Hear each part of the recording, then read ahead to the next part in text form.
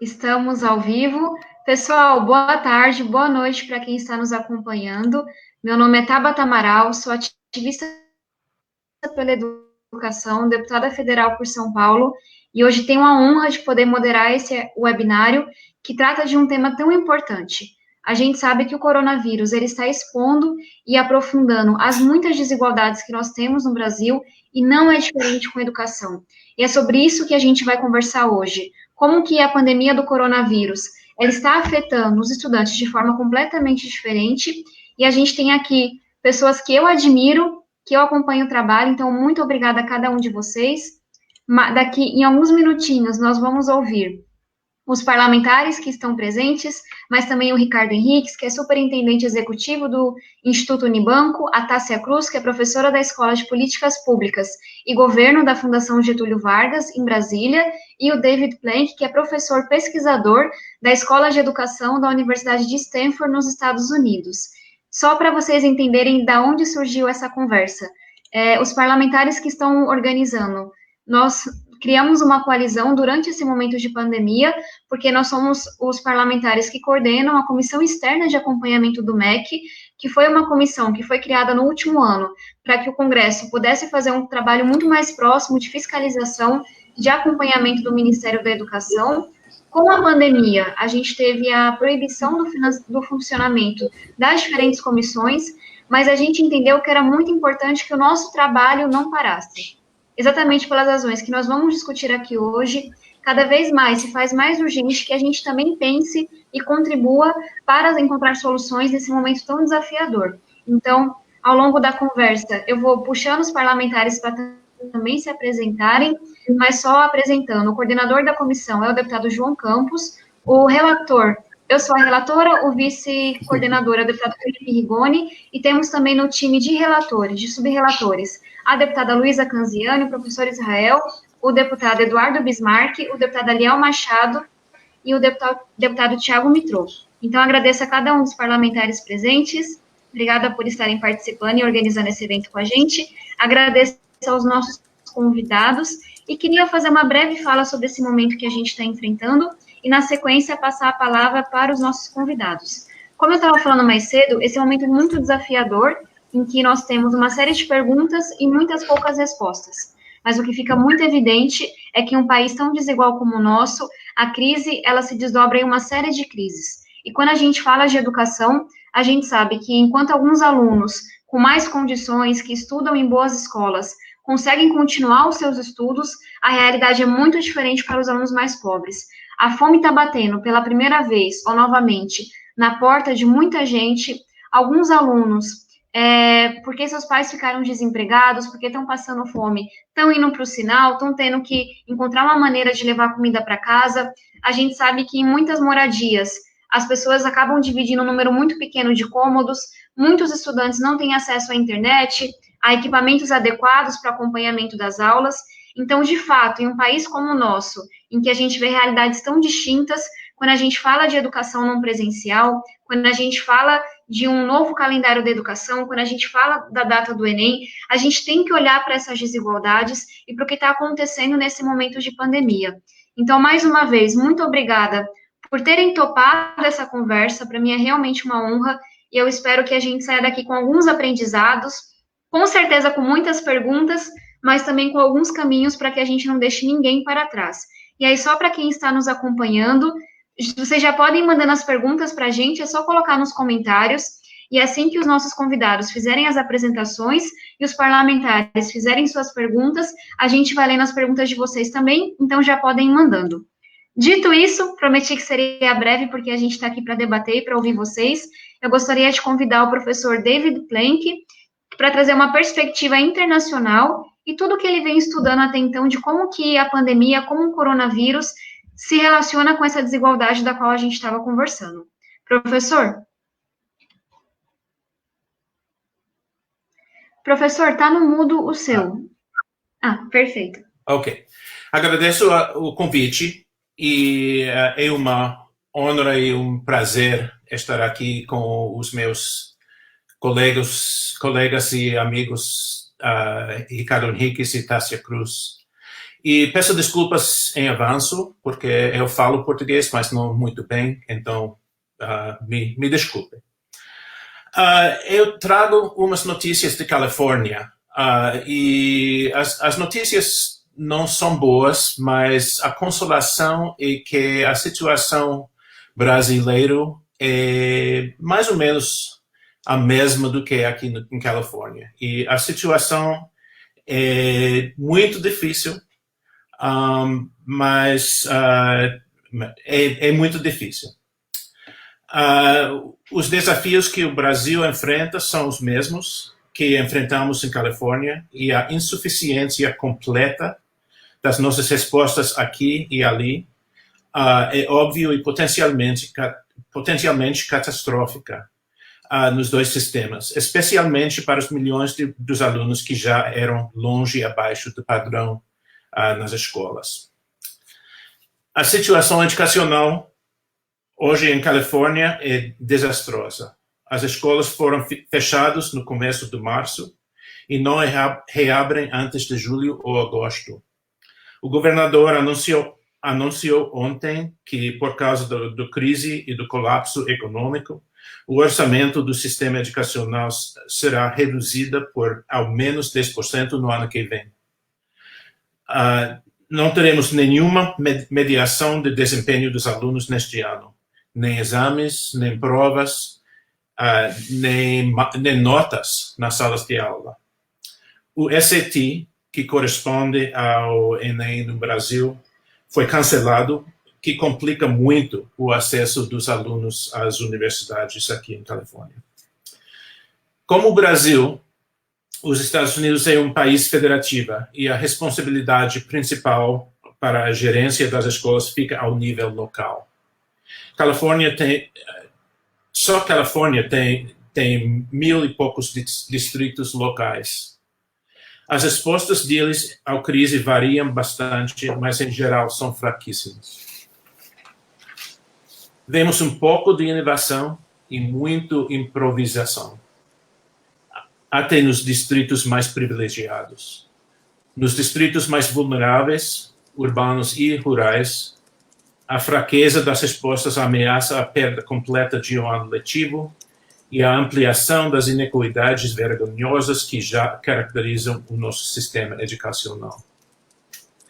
Neste momento, em Califórnia, a intenção é de reabrir as escolas em julho, mas, na realidade, ninguém sabe se isso será possível ou como será feita. Teremos menos recursos e pouco tempo para recuperar as perdas que já sofremos, e teremos que adotar novas estratégias e novos ferramentas que agora são quase desconhecidos na grande maioria das escolas. Estamos realmente tocando pneu com o carro andando, mas não tem outro jeito. Concluiu com... não gosto de concluir como pessimista, então concluiu com uma observação um pouco mais otimista. A situação normal, entre aspas, em Califórnia e também no Brasil, era muito ruim para milhões de alunos. Apesar de enormes obstáculos, o vírus impõe a obrigação de repensar o que fazemos normalmente nas escolas e abre pelo menos a possibilidade de construir um sistema mais equitativo e mais eficaz. E antecipo com prazer a discussão sobre a grande questão de como fazer isso. Obrigado. Professor, mais uma vez, muito obrigada. Não se preocupe quanto ao seu português, provavelmente melhor do que o meu inglês. A gente conseguiu compreender tudo que o senhor trouxe. E antes de fazer as muitas perguntas que eu tenho, eu passo a palavra agora para a Tássia Cruz, que é professora da FGV e que também vai trazer essa discussão do ponto de vista do nosso país. Tássia, muito obrigada. E a Tássia tem uma apresentação para a gente, então pode colocar. Tá legal.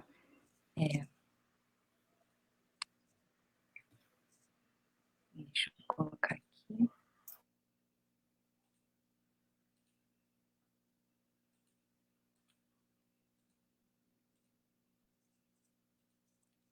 Vocês estão vendo minha tela?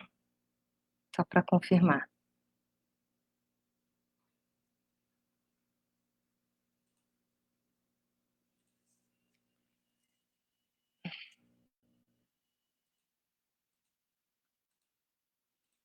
Vocês conseguiam me ver minha tela, que eu não consigo ouvir vocês.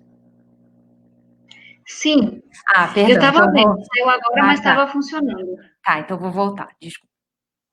Tá certo. Pronto. Primeiro, queria agradecer pelo convite, é um prazer para mim estar aqui participando dessa conversa. Eu vou, nesses minutos iniciais, vou trazer alguns pontos que eu considero, acho que os principais desafios para o financiamento da educação básica no Brasil, pensando o período de recuperação educacional pós-pandemia.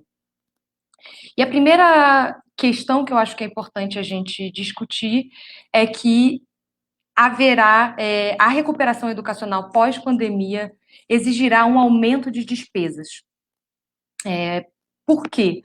Acho que a primeira questão que a gente tem que considerar é que o aumento, a crise econômica vai levar a um aumento na demanda de vagas na educação pública. Ou seja, a redução da renda das famílias vai fazer com que muitas famílias não possam mais financiar a educação particular em escolas particulares, e isso vai levar a um aumento da demanda de vagas nas escolas públicas. E isso implicará, considerando com os recursos que temos hoje, já implicará uma redução no valor por aluno que vai para a educação básica. Porém, temos problemas adicionais, né? O retorno às aulas no contexto da pós-pandemia, né? Um retorno que hoje a gente tem que considerar um retorno que seja cauteloso, que evite contaminação, tendo em vista que ainda não temos uma vacina. Isso implicará medidas como salas de aula com menos estudantes, e para que seja possível isso, será necessário que tenham mais professores para permitir salas de aulas menores, com menos estudantes por professor. Situações como lidar com quarentena para alunos que estejam infectados ou com familiares doentes. Isso vai ter uma necessidade de se pensar estratégias de ensino não presencial, né, para lidar com essas, não como uma forma de modificar a estratégia pedagógica, mas de acrescentar numa situação em que a contaminação ocorre com a aglomeração que particularmente acontece dentro da sala de aula. E isso, a gente pensar que esse ensino não presencial, possibilidade de ensino não presencial reduziria as despesas em educação, não é uma realidade. Isso não só no Brasil, como em diversos lugares do mundo. O David Penck trouxe o exemplo da Califórnia, mas pensando particularmente no Brasil, hoje, em torno de 70% das despesas com educação são para pessoal do magistério, né, profissionais do magistério. Esses são recursos que não podem ou não deveriam reduzir com com um ensino não presencial. Esses professores, eles precisam, na realidade, de maior formação, de possibilidade de desenhar materiais pedagógicos alternativos para esses alunos. E uma questão importante que a gente precisa considerar, segundo o dado do IBGE, é que em torno de 25% dos alunos, de pessoas com mais de 10 anos de idade, não têm acesso à internet. Isso é muito preocupante, tendo em vista essa necessidade de retorno, né, pós-pandemia, com a necessidade de situações educacionais não presenciais. Então, preparar esse material vai exigir aumento de despesas.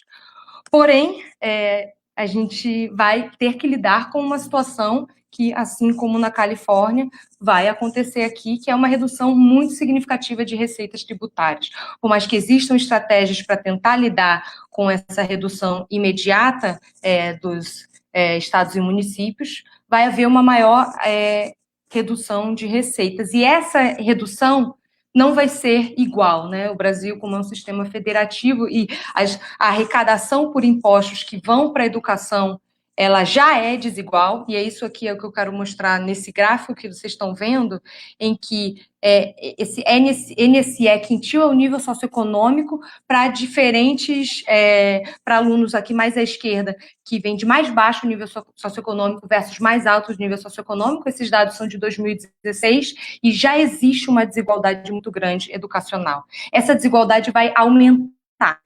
E esse aumento também será desigual pela arrecadação e tendo em vista a quantidade de alunos que estão no sistema, nas redes. Então, essa desigualdade no valor por aluno vai aumentar.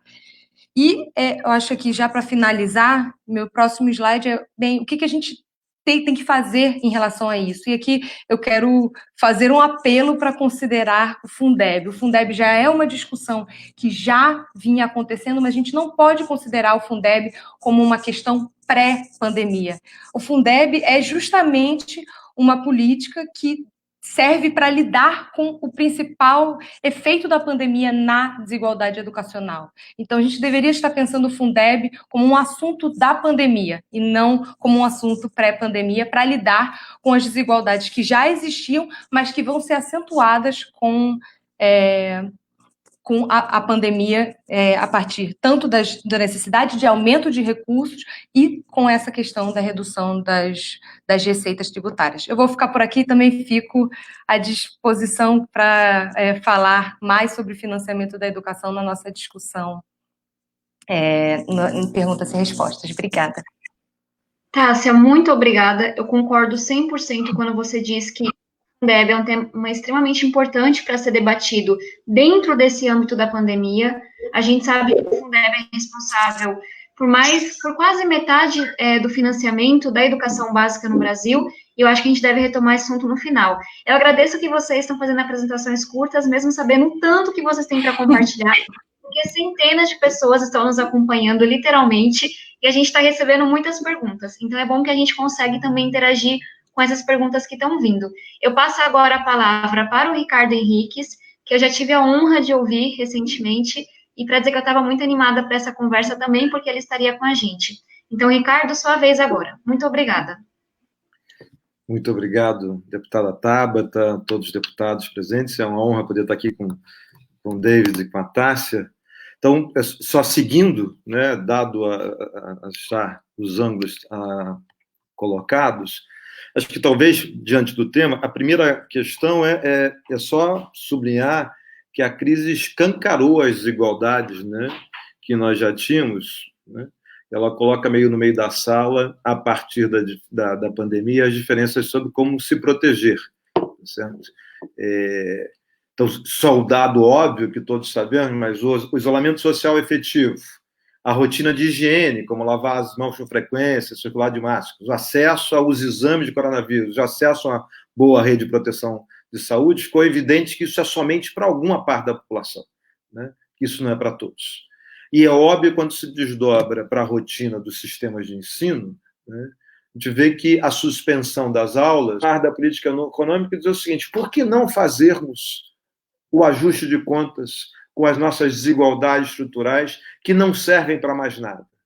Por que não colocarmos na pauta o compromisso com dizer que, ao longo da próxima década, vamos recompor as formas de relacionamento com a política educacional, em particular, e com a política social como um todo, mas com a política educacional para dizer que a educação pode e deve ser, e há modos concretos de fazer isso, algo que alavanque o desenvolvimento do Brasil e reposicione o Brasil diante dos desafios do século XXI.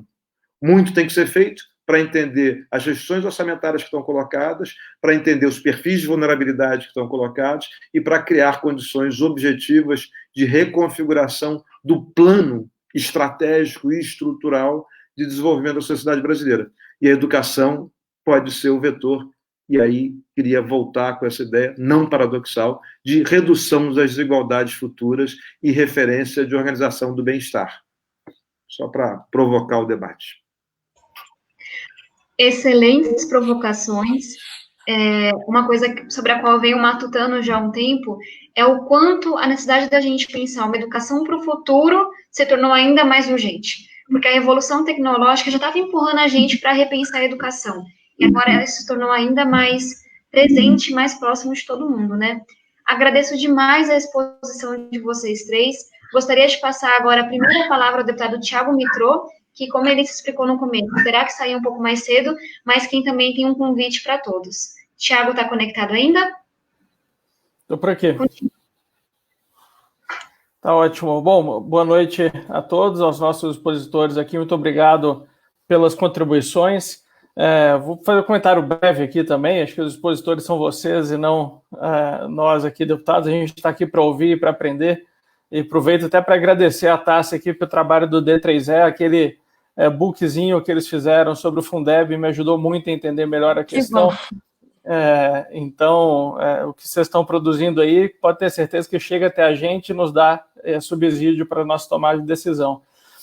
Só comentar rapidamente algumas das falas, e infelizmente eu não vou poder fazer uma pergunta porque eu não vou conseguir ouvir a resposta depois, mas me preocupam muito também vários dos aspectos que vocês mencionaram, né? A gente vê a crise escancar essas desigualdades, não só na educação, mas também na saúde, também no emprego, né? Os mais pobres são os primeiros a perder o emprego, são aqueles que têm que acessar o sistema de saúde mais debilitado, e isso, infelizmente, tende a ser escancarado no pós-crise também, né? Até porque durante esse período, como vocês bem falaram, quem menos está tendo acesso a conhecimento e a forma de continuar estudando e aprendendo é a população mais vulnerável. A gente vai ter que enfrentar um cenário onde, como a Tássia falou, mais demanda no setor público, pelo que ela comentou, que as famílias vão ficar mais pobres, mas também porque algumas escolas privadas vão quebrar, né?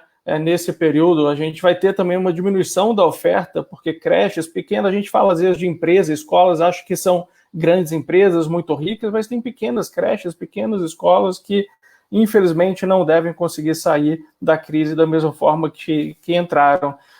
E a gente vai ver um período, então, que aumenta a necessidade do setor público, mas com menos recursos. Então, se o Brasil já estava quebrado antes, infelizmente vai estar mais quebrado ainda depois. Então, nós vamos ter que ser, acho que, bastante criativos e mudar paradigmas. A gente vive um cenário onde, infelizmente, muitas vezes o debate da educação é um debate quase que puramente por mais recurso, e muita predominância de corporativismo, né? Não é à toa que é tão engessado o orçamento hoje que não nos permite flexibilizar e redirecionar para onde talvez possa ser mais efetivo na retomada da crise. Então, acho que a gente vai precisar quebrar alguns paradigmas também de flexibilização de modelos de ensino, seja com permanência da tecnologia em alguns aspectos, nunca substituindo por completo a sala de aula, mas talvez aí permitindo que seja usada no maior grau do que tinha antes, né? E também a gente entender o que deveria ser os maiores gastos da educação e se a gente não consegue mudar, às vezes, um pouco do mindset que alguns agentes do setor acabam tendo. Acho que a gente vai precisar ser mais solidário muitas vezes também, inclusive nós como deputados, né? Nesse período de crise, a gente acabou de aprovar essa semana a possibilidade de aumento para a Polícia do Distrito Federal, que é uma das polícias já mais bem pagas do país e que aumenta a despesa obrigatória de um ente federativo. Então, acho que a gente vai ter que se reinventar como um todo e contem conosco para participar desse debate e aprofundar as decisões que vão ter que ser tomadas daqui para frente. Para fechar, como a Tabata mencionou, queria só deixar o convite aqui para na próxima quinta-feira, dia 21, vocês todos comparecerem na próxima edição dos nossos webinários, que vai tratar de adaptações do ensino superior nesse período de pandemia, como que a gente consegue fazer os alunos daí do ensino superior continuarem aprendendo mesmo nessa nova situação, quinta-feira, dia 21, às 10 horas da manhã. Tá certo? Então, muito obrigado a todos aqui pela exposição e continue contando conosco. Thiago, muito obrigada pela sua participação e por estar liderando esses esforços com a gente. Eu passo agora a palavra ao deputado João Campos, que é coordenador da Comissão Externa de Acompanhamento do MEC e quem está liderando os esforços dessa coalizão durante a pandemia. João? Boa noite a todos, a todas. Agradecer a participação de Ricardo, de David, de Tássia.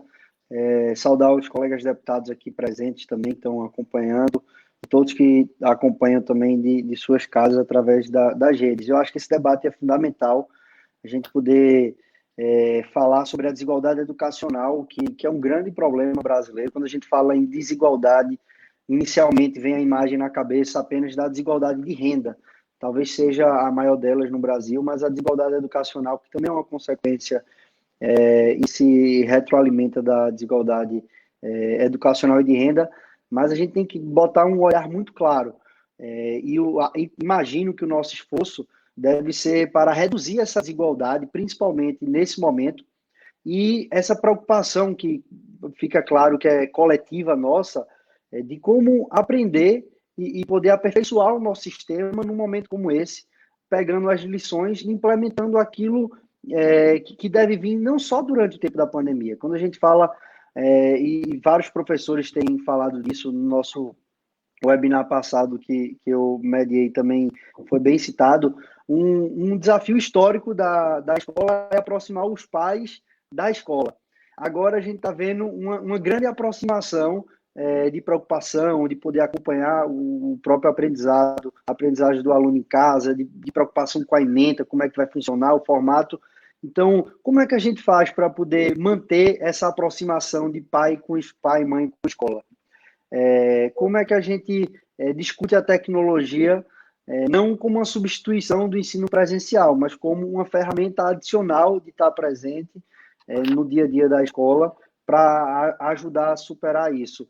E, mais uma vez, como é que a gente vai poder traduzir, enfim, esses insights ou desejos ou percepções que a gente tem agora em alterações efetivas na vida educacional brasileira? Então, enquanto parlamentares, o que é que a gente pode fazer? O que é que a gente pode, de iniciativa no parlamento, de liderar junto à sociedade civil? Mas eu acho que o nosso grande desafio, depois disso, primeiro, é garantir esse momento, a gente discutir como é que vai ser o pós, como é que vai ser a retomada do ano letivo, como é que vai ser esse escalonamento, o desafio da conectividade, mas como a gente tira as lições do que deve ser corrigido e como é que a gente implementa isso de maneira efetiva no nosso sistema educacional. Então, mais uma vez, parabenizar a apresentação. Eu acho que é muito importante a gente estar trazendo aqui e reforço que o assunto da ordem do dia no nosso país é o problema sanitário, é a saúde, é o coronavírus, mas a gente nunca pode deixar a educação em segundo plano. Ela sempre vai estar em primeiro lugar. Então, tão importante quanto a gente falar de saúde, de coronavírus, da pandemia, a gente tem que falar da educação, porque ela sim é uma janela para a gente reconstruir vidas, abrir oportunidade. E a gente falando disso, a gente fala do Enem também, a nossa defesa aqui, todo mundo que compartilha de fazer o cancelamento da data do Enem, né, fazer uma alteração. Tem um dado da Unesco que 80 países já suspenderam as suas avaliações e o Brasil ainda não fez essa suspensão. Somos autores de um PDL para fazer essa suspensão e que seja feito quanto antes. O jovem não pode ser o penalizado disso, ele tem que ser o privilegiado e tem que ser aquele que a gente destina a nossa atenção e nosso empenho. Muito obrigada. Eu passo agora a palavra ao deputado Felipe Rigoni, que foi o relator da Comissão Externa de Acompanhamento do MEC no ano passado, fez um trabalho muito importante de fiscalização e esse ano, junto com o João, como vice-coordenador, está liderando nossos esforços agora na pandemia. Rigoni, você ouve a gente? Tá no mudo ainda. Agora foi. Foi? Foi. Ah, tá bom. Bom, boa noite a todos e todas. Prazer enorme estar aqui com todo mundo hoje. Queria comentar especialmente meus colegas parlamentares e os painelistas de hoje. Eu vou tecer alguns comentários sobre algumas das falas e finalizar com uma pergunta bem específica que foi abordada por, acho, quase todo mundo, esse assunto, para a gente tentar também ter um debate posterior sobre isso. Bom, duas coisas me preocupam muito quando se trata do assunto de desigualdade educacional, especialmente agora na pandemia. A primeira delas, e foi falada por quase todo mundo aqui, é a questão das avaliações, né? Como o João bem disse, 80% dos países já suspenderam, adiaram, etc., as suas avaliações dos estudantes desse ano. O David comentou que na Califórnia não vai ter avaliações durante esse ano, a gente ainda mantém a nossa, e até segunda ordem, né? Então, e nós estamos lutando por essa segunda ordem, justamente porque para nós não faz sentido você avaliar as pessoas da mesma maneira, especialmente em momentos que a desigualdade aumenta e se abre com tanta intensidade. E uma segunda preocupação é justamente em relação ao que a gente faz para garantir que a desigualdade aumente mais menos, né? Isso foi dito por todos os panelistas, mas basicamente duas coisas acabam chamando a minha atenção, que é a conectividade e a existência, né, de equipamentos, computadores mesmo, e outros dentro das casas das pessoas para conseguirem ter acesso às suas aulas, atividades, etc.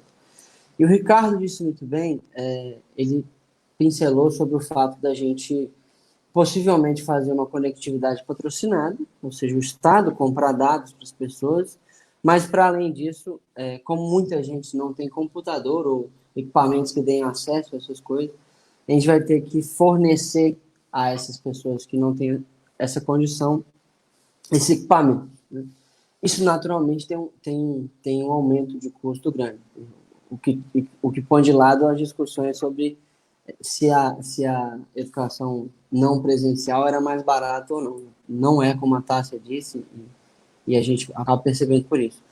Mas a minha pergunta, e aí vai para todo mundo, é a seguinte: já que se a gente realmente tem que fazer isso, ou existem outras maneiras que já foram vislumbradas e desenvolvidas pelos pesquisadores para conseguir corrigir essa desigualdade, e se já existe projeção do quanto que isso exigiria, em termos fiscais mesmo, do nosso país, para conseguirmos fazer isso, né?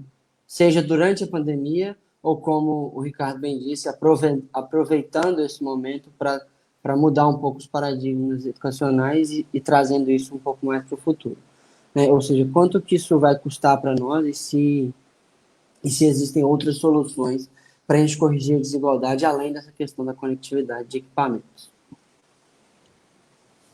Rigoni, muito obrigada. Antes de passar a palavra para os nossos convidados poderem responder, eu vou chamar mais 2 parlamentares para também fazerem suas perguntas, para que a gente possa responder a todas de uma vez só. Professor Israel, que está com a gente na comissão desde o ano passado também, está com a palavra agora.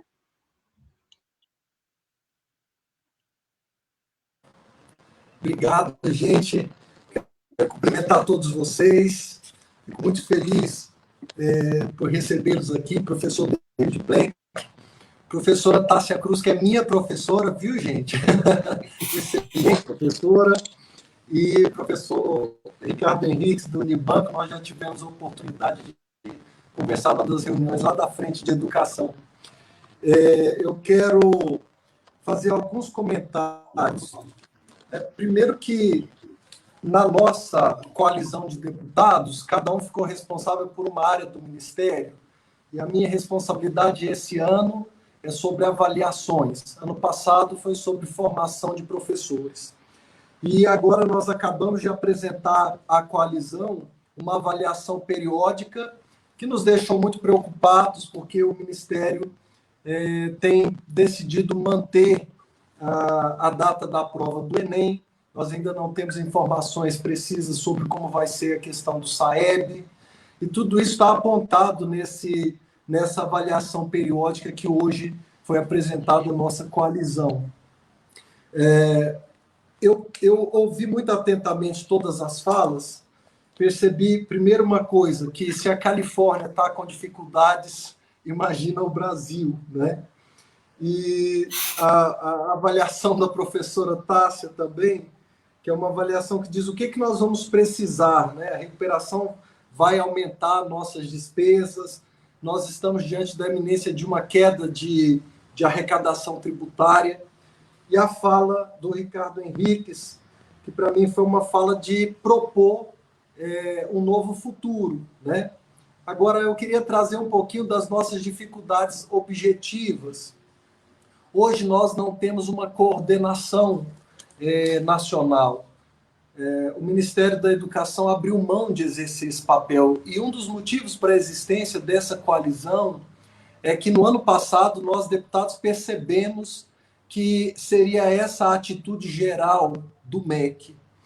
Então, há uma reclamação generalizada entre os secretários de educação dos estados, os secretários municipais, de que eles não recebem uma orientação do Ministério.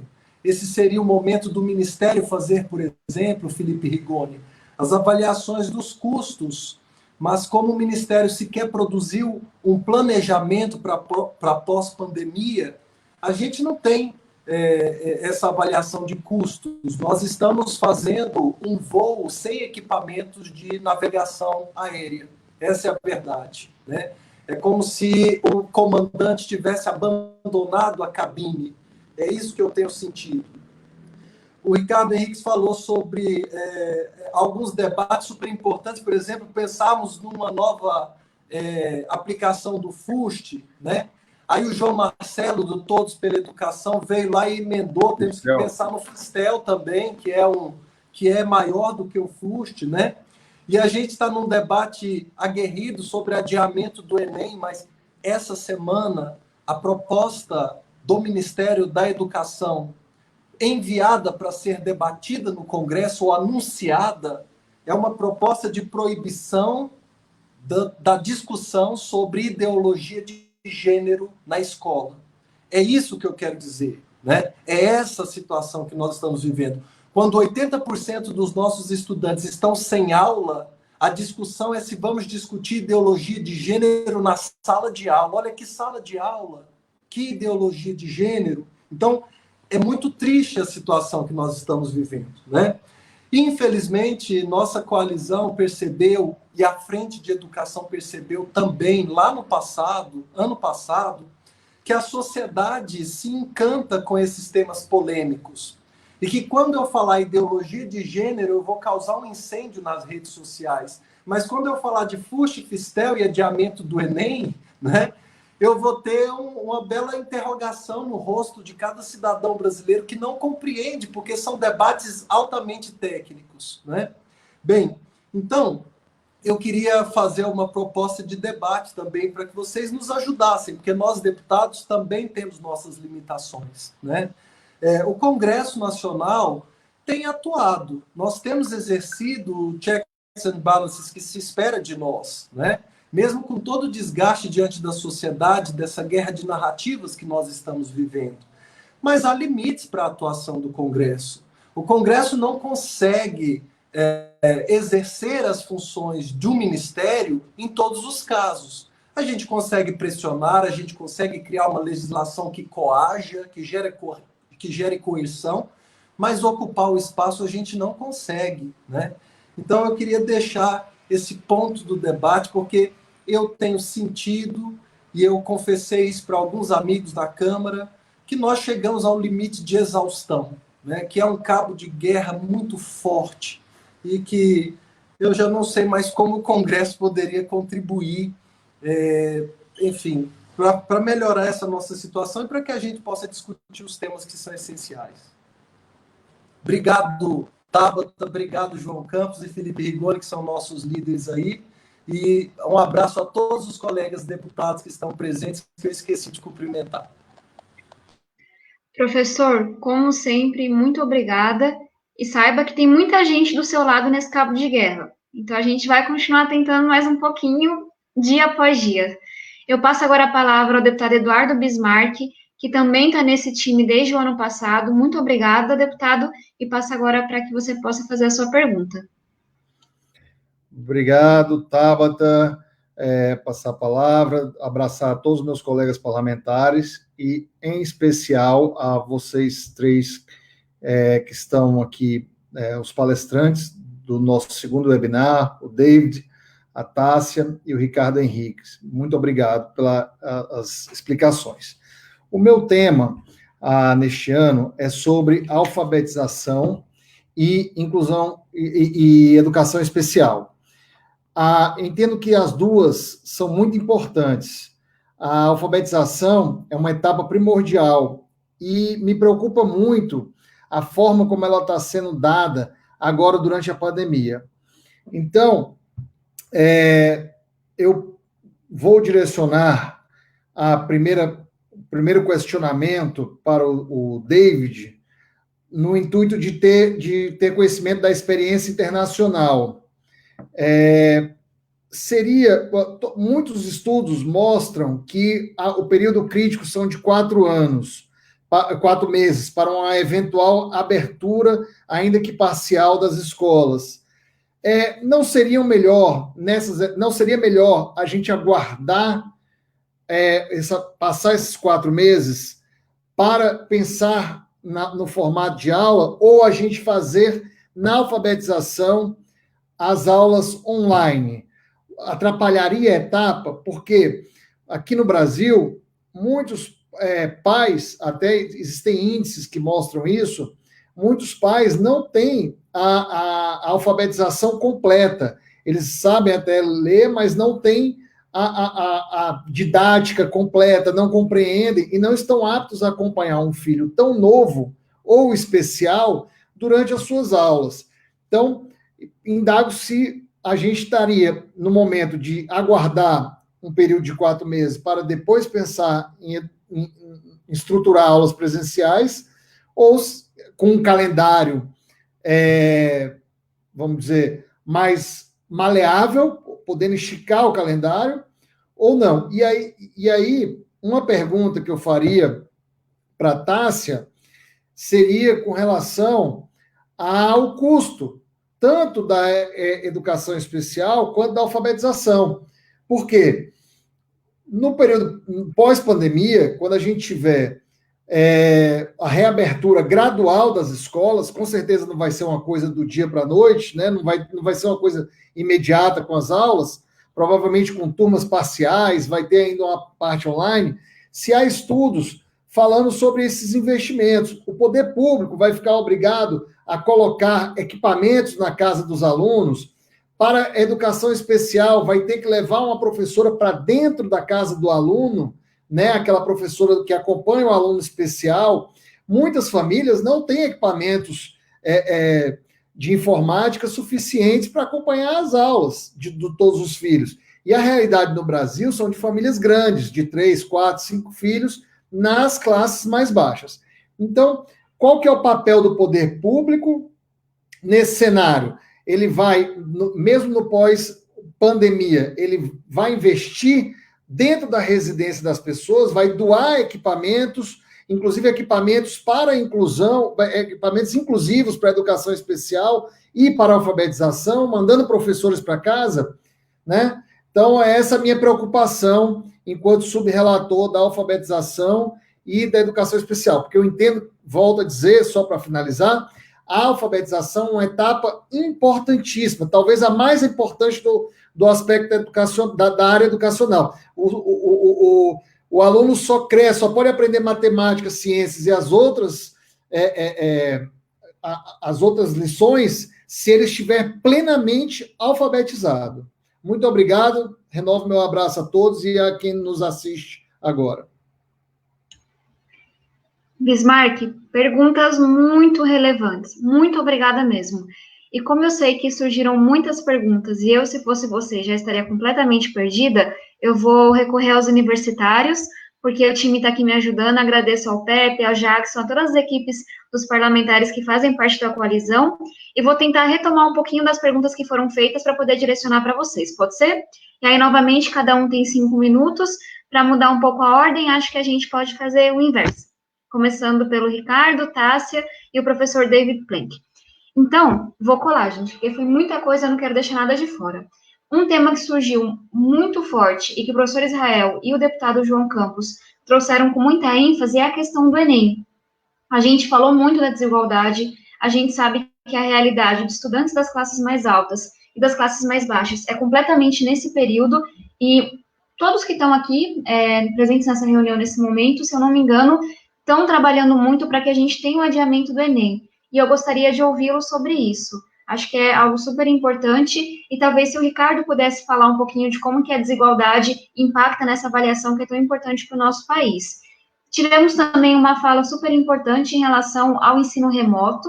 Então, como é que a educação à distância ou não presencial, que são coisas diferentes, como é que se relaciona com a desigualdade? Como é que isso acontece em outros países? Como eu sei que é um tema que é muito caro ao professor David Plank, se ele pudesse responder, eu gostaria de trazer uma pergunta também para ele, que é: como é que a gente faz para envolver o professor na construção dessa escola do futuro?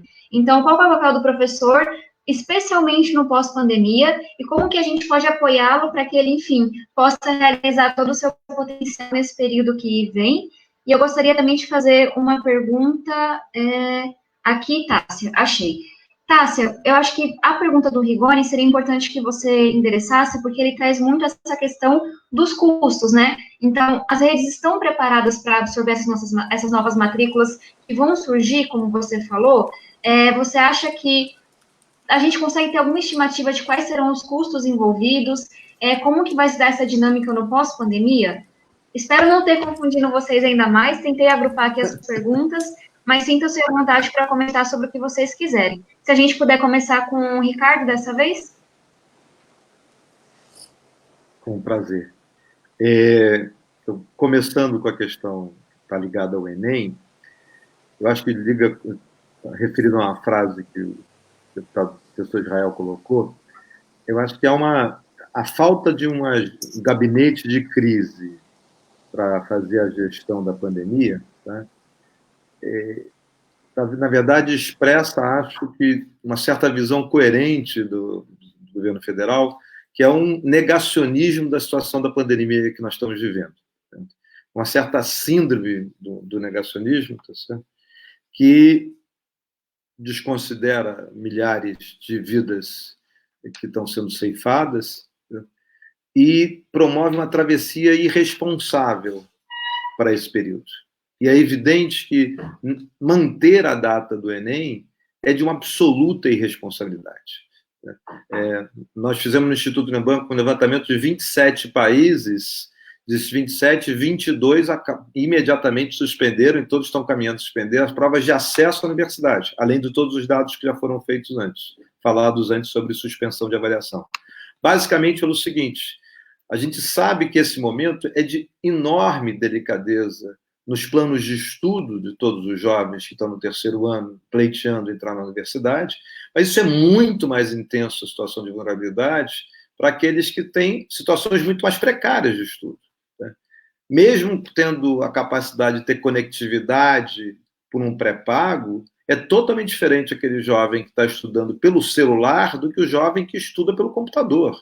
Certo? E vários deles sequer conseguem ter horários dedicados para poder estudar mesmo pelo celular. Além de falar das condições, né, como foi dito antes, você está dividindo um cômodo com 3, 4 pessoas e está disputando a franjinha do horário da conectividade para fazer os estudos. Então, basicamente, o que tende a fazer a manutenção da data do Enem? Punir a maioria dos jovens mais vulneráveis. Então, o bom senso e uma visão de humanidade implicaria em ter o sinal do Ministério da Educação para gerar estabilidade nesse processo. A gente já tem muita incerteza, já tem muita insegurança. Insegurança associada à questão da vida.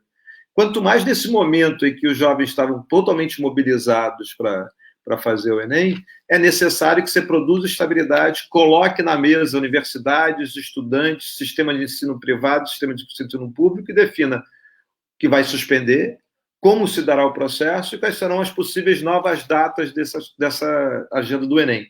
Isso garante, pelo menos, não acaba com a desigualdade de forma alguma, não reduz todos os efeitos, tá certo, desse período de suspensão das aulas, mas, no mínimo, dá alguma capacidade de respiro e faz com que seja capaz, se as pessoas sejam capazes de replanejar os seus planos de estudo. Lembrem que Enem é que nem maratona, você faz um plano um ano inteiro para chegar no momento da prova no seu melhor capacidade, na sua melhor performance. Então você precisa fazer isso. E aí só seguir mais um pouquinho, que tem a ver com a conversa do Rigoni, a parte do custo do orçamento a Tássia resolve, tá? Mas a outra questão é o seguinte, é que ele tinha falado sobre conectividade. Então, Por um lado, Rigoni, é fundamental a conectividade, uma agenda de conectividade, uma agenda de acesso a equipamentos bons para viabilizar esse estudo. Agora, além disso, você tem que dar conta, como oportunidade, a redefinir os modos de ensino e passar a ter um ensino híbrido, em que esse ensino híbrido, ao contrário do que algumas pessoas dizem, valoriza ainda mais os professores.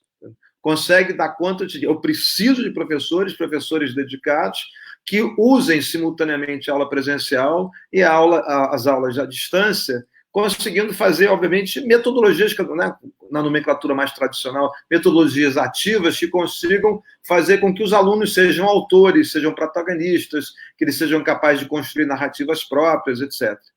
Agora, além disso, acho que tem uma agenda de renda. O tamanho da crise vai ser gigantesco e é fundamental para fazer essa passagem que se pense em instrumentos para conseguir fazer com que os alunos permaneçam na escola. A gente tem que diminuir a evasão e tem que viabilizar alguma transferência de renda fundamental. Uma renda básica, a gente tem que ver como é que funciona. E, por fim, queria voltar a um ponto provocado pelo deputado Israel. Deputado Israel, acho que tem que se construir uma narrativa que enfrente essa ideia que aquece o debate com dessa coisa absolutamente periféricas e irresponsáveis de colocar a discussão em torno da ideologia de gênero, o que quer que seja isso, e recentrar o debate em torno da responsabilidade nossa de redução das desigualdades. Como é que fazemos fazer isso de forma sustentável? Há muita coisa a ser feita nessa direção, mas acho que isso pode, por mais que não tenha o sex appeal dos debates extremados, tem a capacidade de aumentar o arco de compromisso do campo democrático em torno de uma agenda coordenada para a educação via o objetivo de redução de desigualdades. É isso. Antes só de passar para a Tássia, só queria reforçar que eu acabei não retomando a pergunta do Eduardo Bismarck sobre educação especial e alfabetização nesse momento, que é super relevante. Depois, se alguém também puder comentar. Tássia, você pode falar agora? Posso sim. Tem muitos pontos que eu gostaria de comentar, mas vou me ater à questão de financiamento, né? Nas condições que se colocam hoje, já existe um valor por aluno no Brasil que é baixo em relação a outros países, né? Existe uma discussão em relação ao PIB, essa proporção não é tão baixa, na realidade está mais próxima de países mais desenvolvidos, mas o valor por aluno que é exercido na educação básica no Brasil é baixo.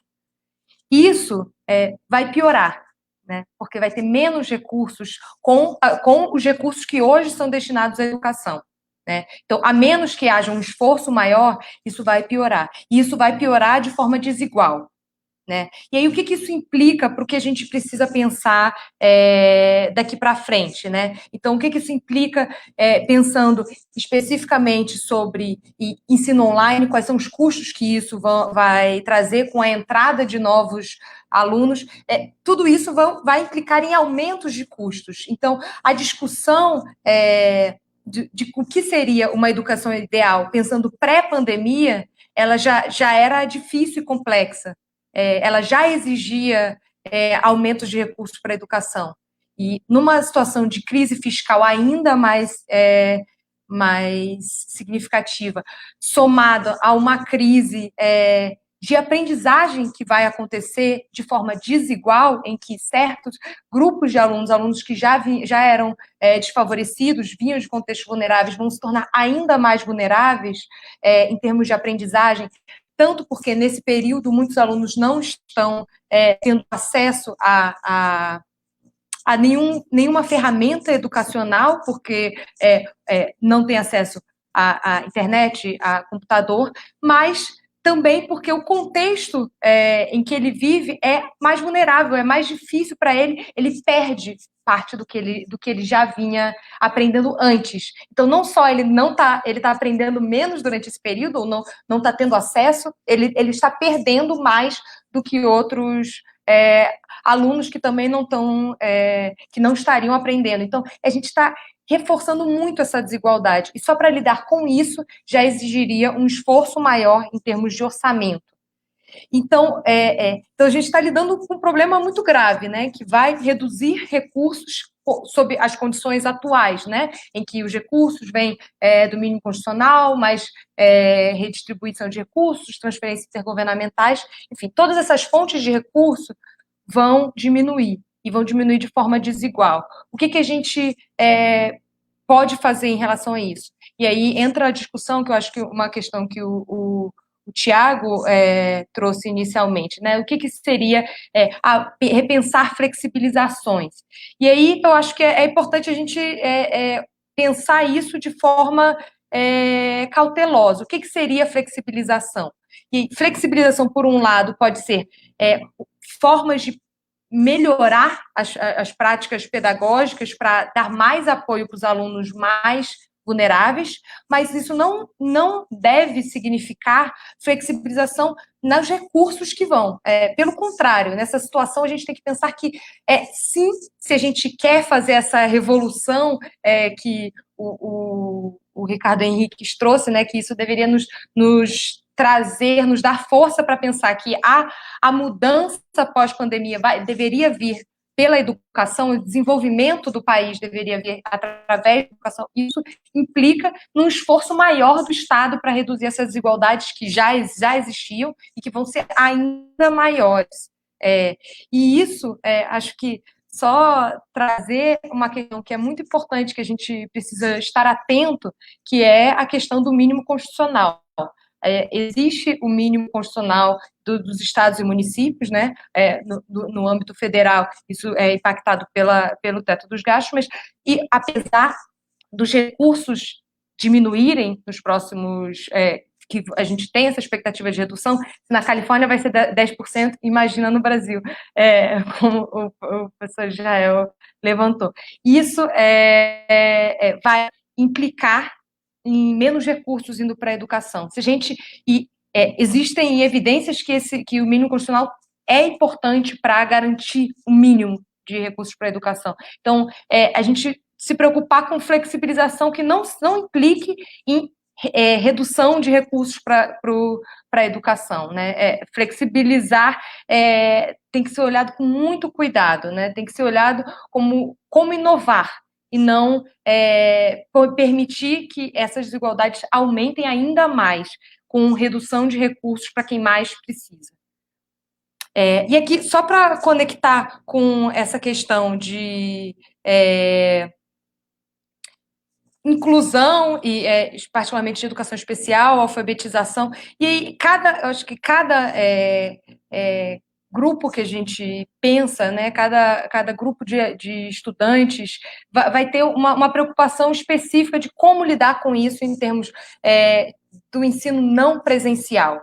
E isso vai implicar em quais são os custos para garantir o que a gente já vinha fazendo e o que é o ideal. A gente vai ter que ficar em algum lugar nesse meio do caminho, e pelo menos ficar onde a gente já estava fazendo. Que se a gente não fizer um esforço, se o Brasil não fizer um esforço para garantir pelo menos o que a gente vai estar fazendo, essa situação que a gente já vem, acho que é senso comum que a gente precisa melhorar a qualidade da educação, isso vai se tornar ainda mais problemático. Por aqui. Com certeza. Tássia, muito obrigada.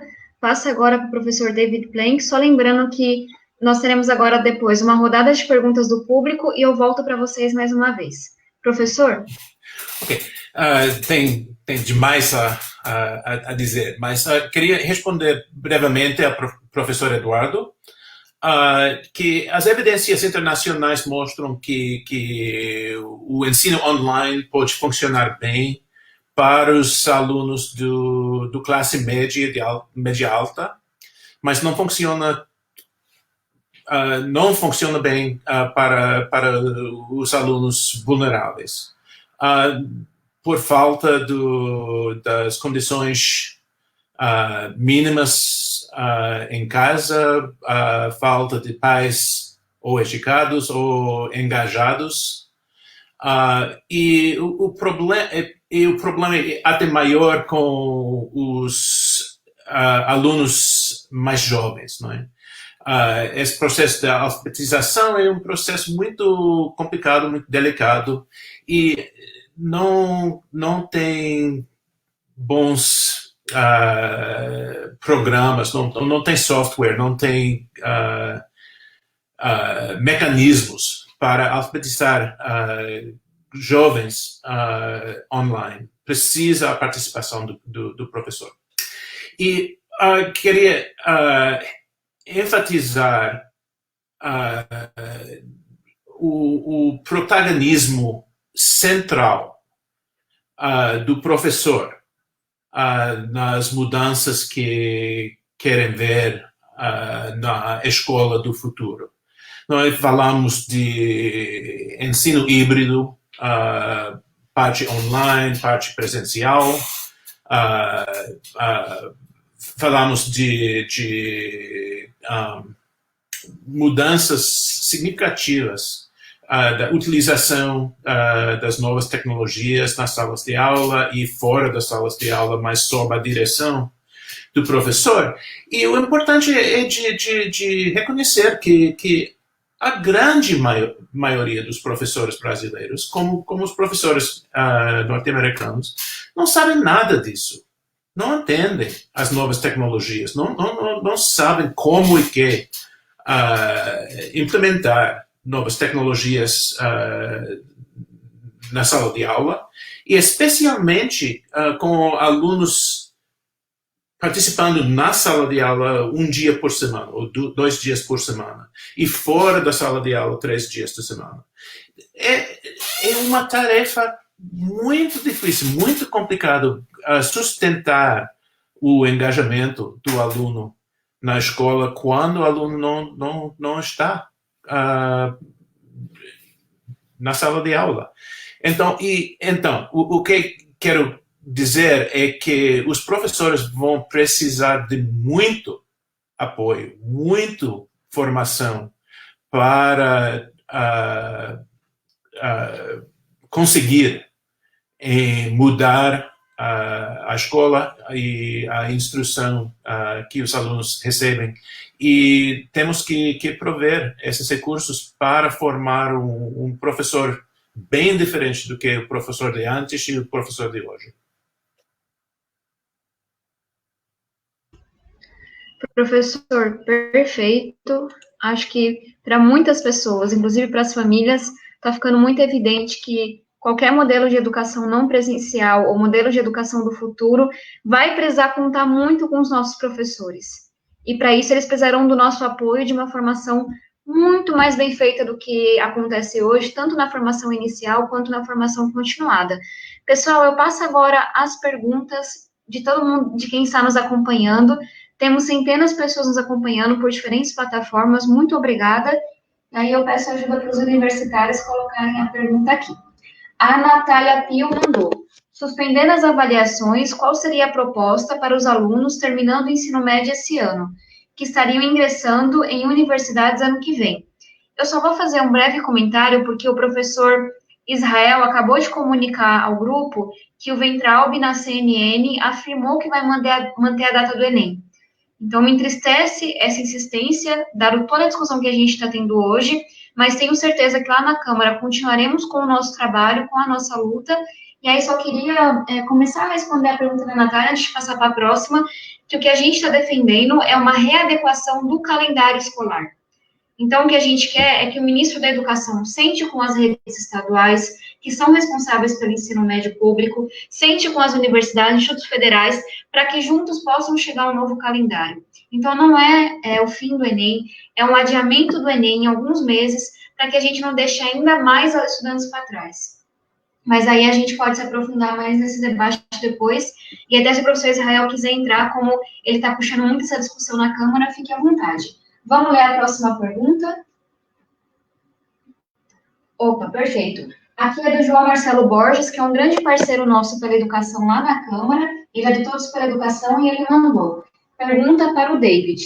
Sei que é difícil identificar algumas questões agora, mas sem vacina ou terapêutica eficaz em breve, estamos falando de um efeito imediato grande, sobre 1 ou 2 anos na educação.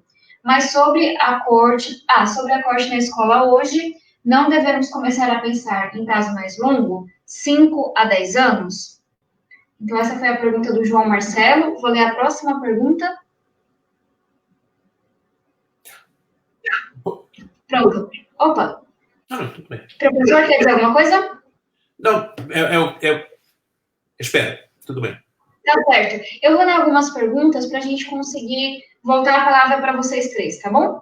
A pergunta do João Lucas. Olá, parabéns a todos pelo debate. Complementando a pergunta da Tabata ao professor Plank está com bastante trabalho agora, como poderíamos pensar na formação dos professores, inicial e continuada, num pós-pandemia? João Lucas, obrigada pela pergunta, porque eu também queria fazer ela. Então, essa pergunta também é do professor David Plank. E a gente tem agora o comentário do Lucas Henrique. Startups como a Descomplica. Eu conheço o trabalho da Descomplica, é bem bacana mesmo. Podem ensinar muito sobre o ensino online. Poderiam chamar as EdTechs, startups de educação, para ajudar a transformar a forma de ensino pública. Isso seria possível? Muito bacana. Pessoal, acho que... temos mais uma perguntinha e eu jogo para vocês. O Dr. Robson Santiago mandou. Sinto que a educação especial, que já estava defasada, vai ficando cada vez mais para trás nessa pandemia. Qual escola nos aguarda no retorno, na opinião de vocês? Então, como vocês viram, o pessoal que está acompanhando é uma galera bem engajada. Temos algumas boas perguntas aqui. Talvez começar pela Tássia agora, para a gente continuar no nosso rodízio. E aí, aí eu vou fazer, então, Tássia, o professor David Plank, o Ricardo Henriques, e depois, se o professor Israel quiser fazer algum comentário sobre o Enem, e também meus colegas parlamentares, se mais alguém quiser comentar, só manda uma mensagem aqui no nosso chat, tá bom? Tássia, posso começar com você? Pode sim. Obrigada. Só sobre o Enem, acho que uma questão que a gente fazer mais um argumento a favor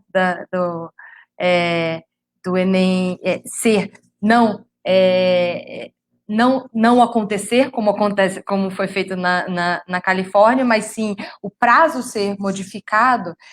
Acho que é importante a gente compreender a educação como uma possibilidade de trazer oportunidades, né? A gente fala da educação com a importância de igualdade de oportunidades, o acesso ao ensino superior, se ele se tornar mais desigual, o que certamente vai acontecer, ele já é desigual atualmente, né? Já quem acessa o ensino superior hoje, pré-pandemia, né? Já são os estudantes que vêm de nível socioeconômico mais alto, isso vai aumentar.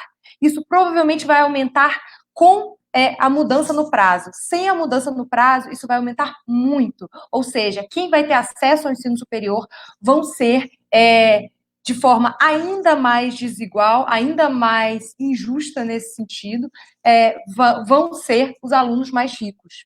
E isso, se a gente pensa o ensino superior como uma possibilidade de melhorar as igualdades de oportunidade, isso vai piorar, e muito. Então, acho que pensar dessa forma também é mais um argumento a favor de modificar o prazo do Enem. E aí, especificamente sobre essa última questão, né? O que vai ser essa escola quando que o aluno vai voltar. E aí eu acho que isso a gente está pensando o que a gente não sabe ainda, né? É um momento de muita incerteza para todo mundo, para as redes de ensino, para professores, nós professores, eu também, enquanto professora, não sabemos, né? Estamos aprendendo enquanto fazemos e vamos aprender enquanto fazemos no retorno também. E esse retorno vai depender muito do que já vai ter melhorado em termos de pesquisa para lidar com os efeitos diretos na saúde. E isso pode mudar o cenário de forma muito rápida, né? A gente tem visto, mas com o que a gente tem de informação hoje, a escola no retorno vai ter que ser uma escola em que vai ter que lidar com com um maior distanciamento entre as pessoas, com a possibilidade de idas e vindas de alunos que não podem ir em algum momento, e como lidar com isso nos próximos 1 ou 2 anos vai depender dessa capacidade da escola de lidar com esse. Eu não gosto de chamar de novo normal, porque eu espero que a gente tenha uma solução para isso, mas que o novo normal seja aprender com o que estamos fazendo hoje errado e possamos inovar, aprender com possibilidades de inovação. Então, até juntando com a pesquisa do Descomplica, acho que a gente precisa aprender com essas inovações que já existem e que hoje estão sendo colocadas de forma muito brusca nas nossas vidas enquanto educadores, mas compreender a essência da educação e, como o David trouxe, a questão de que a educação ao vivo ela é essencial, principalmente para quem mais precisa. Então, compreender a inovação como um adicional, como uma forma de melhorar a educação presencial, né? E não nunca como uma forma de substituir, porque já existem muitas evidências que isso não funciona e não funciona para quem mais precisa da educação. Perfeito, muito obrigada, Tássia. Passa agora a palavra ao professor David Plank. Queria responder brevemente a duas perguntas. A primeira, não me lembro os nomes, infelizmente, mas a primeira perguntou os próximos 2 anos serão um período de crise, não é? Então, um período não de mudança positiva, mas de desastre. Faltando um vacina, faltando distanciamento social efetivo para diminuir a disseminação do vírus. Mas o senhor tem razão que, na realidade, não temos que pensar nos próximos 2 anos, mas nos próximos 10 anos. E, no meu ver, não podemos e não queremos voltar para o normal, porque o normal não é sustentável na época do coronavírus e não era muito bom para os alunos. Então, temos que pensar no horizonte de 10 anos para as mudanças necessárias para ter um sistema educacional muito mais equitativo e muito mais eficaz. Outra pergunta era sobre os startups. Eu moro no mundo dos startups aqui em Califórnia. E absolutamente, os startups têm um papel essencial nas mudanças que precisam nas escolas. E confiamos nas inovações que vêm do setor EdTech, mas reforço o ponto de Tássia que os startups as tecnologias, as novas tecnologias são complementares ao papel central do professor. O professor é necessariamente, essencialmente, o protagonista da educação efetiva e temos que ajudar os professores com novas ferramentas, mas temos que apoiar os professores com uma formação muito mais ampla, muito mais efetiva para criar esse novo normal. Professor, muito obrigada. Agora passo a palavra para o Ricardo. Sobre a pergunta do Enem, eu acho que é de uma enorme perversão a manutenção da data do Enem. A perversão para os mais pobres, a perversão para os mais vulneráveis, a perversão para os periféricos, a perversão para os negros desse país. Então, e como a deputada Tabata disse, não se trata de suspender o exame de acesso à universidade. Se trata de redefinir qual é a sua data E não adianta, quer dizer, e será muito ruim, obviamente, se daqui a 3 meses se adiar a data. Quanto mais cedo se adiar a data, quanto mais cedo se colocar as universidades públicas e privadas, os sistemas públicos de ensino, temos o CONSED para isso, representantes do sistema privado de ensino, dos estudantes, para chegar a um acordo sobre datas prováveis e procedimentos para viabilizar esse exame, maior será a chance de dar estabilidade para os jovens, e acho que, como a Tássia disse, pelo menos diminuir o efeito inexorável de aumento da desigualdade. Haverá um aumento da desigualdade entre estudantes de escola privada e estudantes de escola pública, mas haverá, portanto, punindo os estudantes de escola pública, mas haverá também no interior das escolas públicas. É só para lembrar que estados que são estados mais pobres e mais vulneráveis têm estratégias mais ativas de fomento a que os estudantes dediquem-se a usar o Enem como instrumento de mobilidade educacional e, portanto, de mobilidade social. Lembro do caso, só para ilustrar, do Ceará, Pernambuco, Piauí, que fazem, e vários outros que fazem políticas ativas, por exemplo, garantindo que todos vão para o dia do Enem na prova, garantindo transporte, garantindo merenda nos dias da prova do Enem e tal. Isso faz parte de uma política educacional para aumentar a chance de inclusão. A incerteza sobre as datas, de novo, pune também e gera diferença ainda maior entre os estados nas redes públicas. Então, é inconcebível. É falta de humanidade, é falta de bom senso e é falta de conhecimento acerca do que está em jogo na educação brasileira. Só isso pode mover alguma perspectiva de manter a data do Enem. É absolutamente irresponsável. Tá? Só um último comentário sobre os 10 anos. Tá certo? Eu queria só sublinhar o que o David estava dizendo, que a educação, o que tínhamos na educação pré-pandemia, tanto pública como também privada, era muito aquém do que a gente precisava. A gente tem melhorado ao longo dos últimos 30 anos, mas numa velocidade muito baixa. O que a pandemia expõe, entre outras coisas, é que estamos mal do ponto de vista da educação e com o risco de piorar.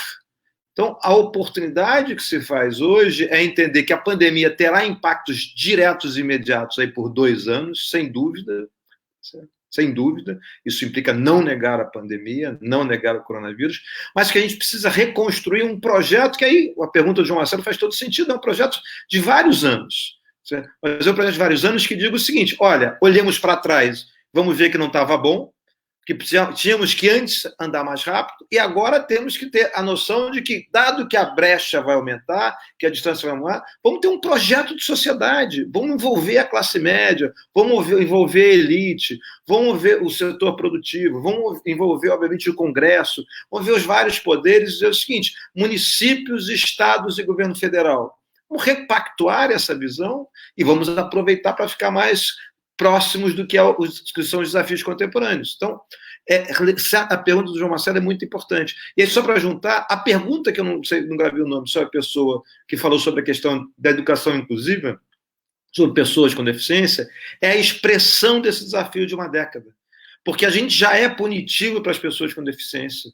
A gente já não consegue ter uma estratégia consistente que enfrente esses tamanhos grandes de exclusão estrutural que temos no país. A gente tem que olhar para isso e dizer assim, precisamos de estratégias ativas que olhem para a diversidade e olhem para a desigualdade e reconfigurem no médio e longo prazo uma estratégia mais sustentável. Eu acho que isso tudo pode ser produzido uma coerência olhando a responsabilidade em direção ao estado de bem-estar. Isso tem que ser parte da política pública de, não 1 ano, 2 anos, mas assim, de um período longo, mas que começa agora, que larga agora, que inicia agora, no período da pandemia. Obviamente, isso é o péssimo sinal, manter o Enem. Manter o Enem é a total falta de sensibilidade acerca da necessidade de fazer uma mudança estrutural para melhorar para todos a educação pública e também a privada. Perfeito. Concordo com tudo que vocês trouxeram e estou aprendendo muito mesmo. Pessoal, temos 3 minutinhos e um desafio aqui. eu gostaria muito que a gente ouvisse talvez 1 minuto de cada um e a gente passa só uns 4 minutinhos. Qual que é o sonho de vocês para esse período de pós-pandemia? Qual que é o sonho para vocês dessa educação do futuro, que é amanhã, está logo ali? O que vocês esperam para esse momento? E aí, para não parecer muita doidice, eu posso começar. Meu sonho é que a gente consiga fazer escolhas diferentes e construir uma sociedade que é baseada em valores completamente diferentes do que a gente vê hoje. Uma sociedade baseada na solidariedade, na proteção ao meio ambiente, na valorização do conhecimento. Eu acho que o coronavírus, mais qualquer outra coisa, está colocando em xeque essa cultura que a gente tem de cultuar a ignorância, de achar bonito quem espalha suas opiniões infundadas, quem espalha fake news.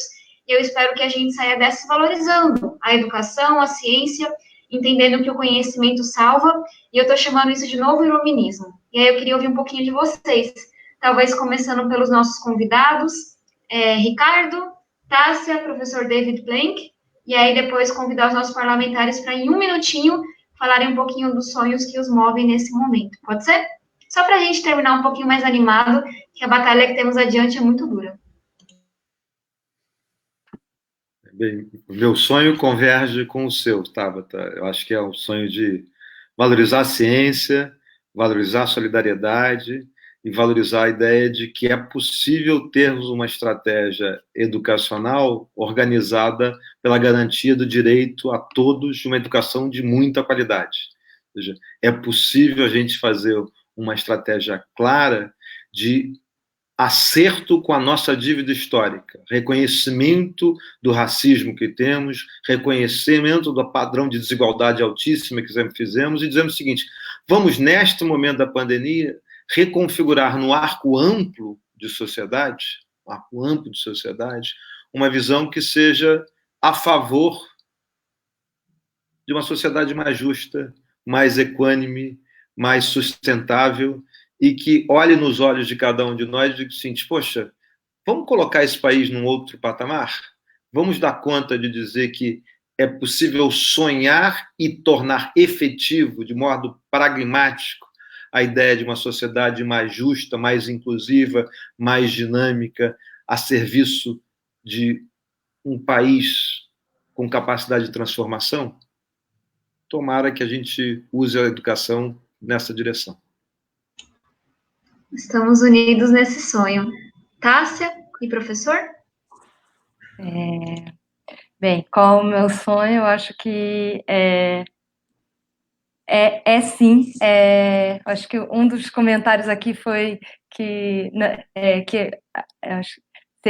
não seria um novo normal, seria um normal melhorado.